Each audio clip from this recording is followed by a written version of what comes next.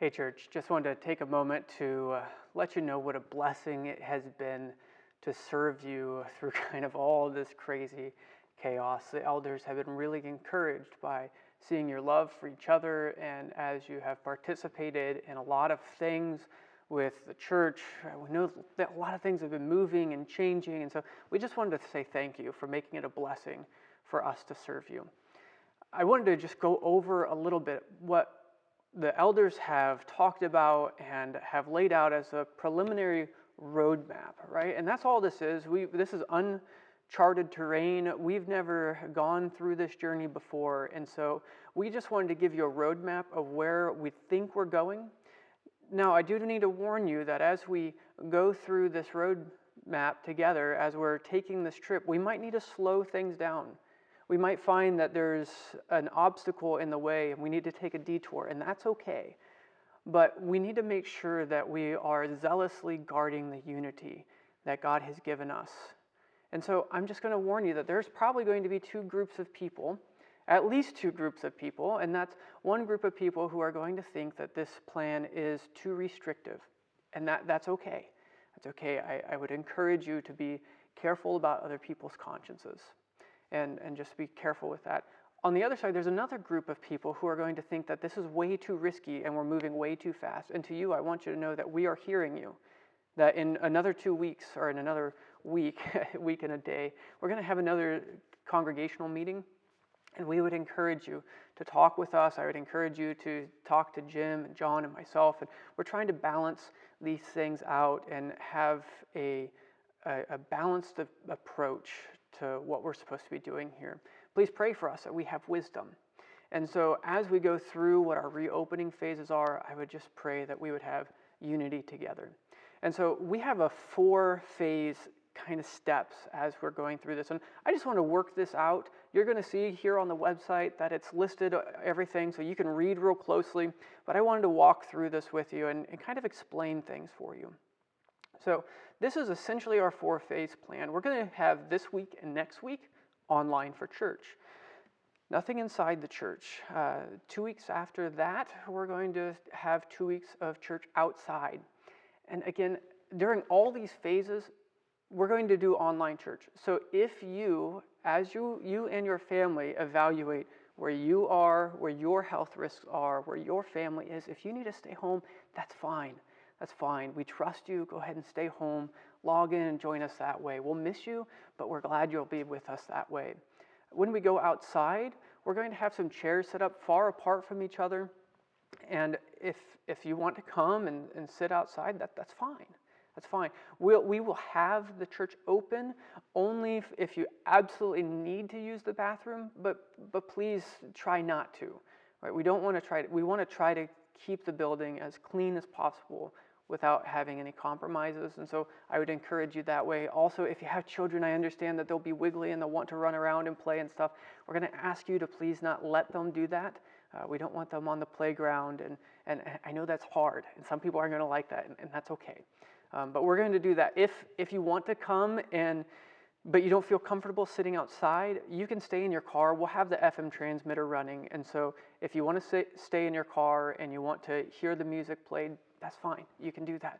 We're trying to make this as easy as possible for you to come to as much worship as you feel you can safely. Phase 3 is for the 2 weeks after that. We'll move inside the building. And so we're going to continue social distancing during that time. We will not have anything in the pews, so we won't have psalters or Bibles in the pews.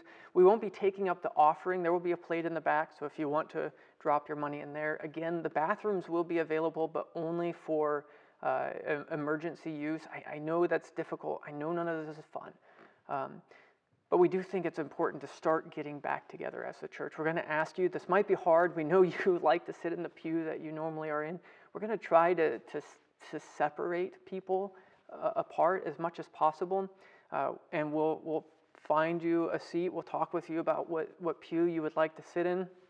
And then when we leave worship, we're going to have people leave one pew at a time. And so we'll work through how to get you from the pew to outside And afterwards, we're going to sanitize, we're going to wipe down surfaces, and so we're going to try to do everything we can to keep the building as safe as possible, and to keep you as safe. So again, we're going to encourage you not to do handshakes, stuff like that. We're going to have hand sanitizer here and ready for you. So that's phase 3.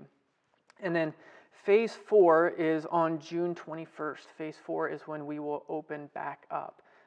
So phase 4 is June 21st. This is when we will go back to normal, kind of normal daily operations. Again, we're praying that this is where the Lord will take us. We're praying that this is the time frame that He'll get us there. But we're going to be flexible with this, right? We don't want to set something down in concrete that we can't change. And so this is our general roadmap of where we're going and what we're doing. On that day, June 21st, the day when we're able to meet again, when the social distancing requirements are done, we are going to celebrate the Lord's Supper together. And I'm really looking forward to that day when we can show our unity together and our unity with the Father and with the Son and with the Spirit and with each other. And so that's our general roadmap. Again, we'd encourage you to jump online for these congregational meetings where we are listening to you.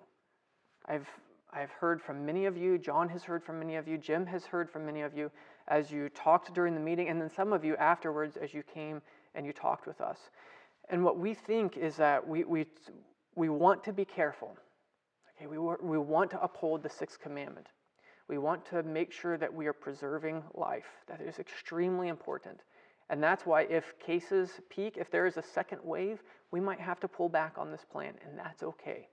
If we find out that someone in the church has been exposed to it, we might pull back. We don't know what we're going to do, but we just want you to know that we are thinking proactively, that we are keeping you in mind, that we want you to be safe, but yet there is also at the same time commands. Hebrews 10, 24 and 25 tell us that we should not be forsaking the assembling of ourselves together. Right? But we need one another to encourage, to exhort, to give thanks to each other, to admonish each other with psalms, hymns, and spiritual songs with grace in our hearts. We need to be praying with each other. There's a whole bunch of one another's in the Bible that can't be done unless we are together. And so I'm going to encourage you to know that what is pushing us towards this goal of meeting together again is to fulfill what God has called the church to be, to live with courage, but yet also with wisdom, to live in a spirit of desiring to bring God glory and not in a spirit of fear, but yet also running with a plan and not just by the seam of our pants. And so, again, please pray for us, your elders. Please continue to pray for the deacons. Thank you so much for being such a wonderful congregation. We really love you guys, and it's a great privilege to serve you. And so I hope that this explains where we're going, what we're doing, and like always, we would encourage your feedback and communication. Well, I hope the Lord blesses you, and I'll talk to you later.